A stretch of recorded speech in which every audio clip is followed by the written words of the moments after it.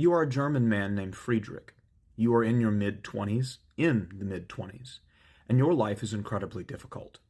The hyperinflation of the early Weimar period has only just eased, at least it feels like it has, yet work is still hard to come by, and access to the things in life that you were supposed to have access to seem to not be there for you.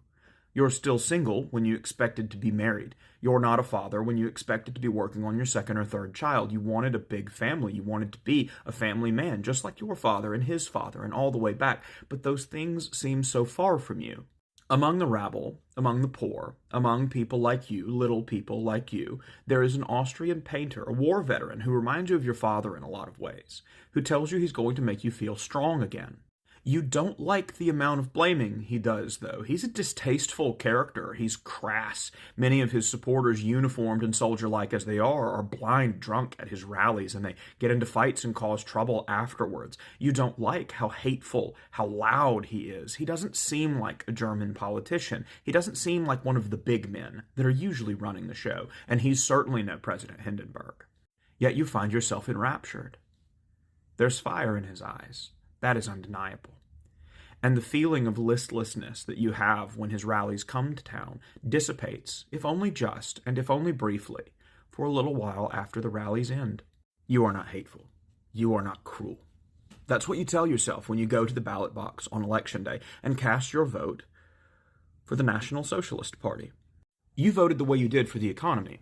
And you voted again the next time the same way, for the same reasons. The buffoonish things, the angry things, the hateful things. You're not hateful and cruel, you tell yourself. These things are not reasonable, not realistic, and all the enemies that the mustached fellow and his compatriots keep pointing out as the source of all your frustration, they're nowhere to be found. You tell yourself that you don't even think you know a single Jewish person. You're sure there are a few in the city, but this notion of some great cabal out to destroy Germany is just ridiculous. There might be 10 or 15 around your local community. How did 10 or 15 people become such a great enemy? Clearly, it's all for show.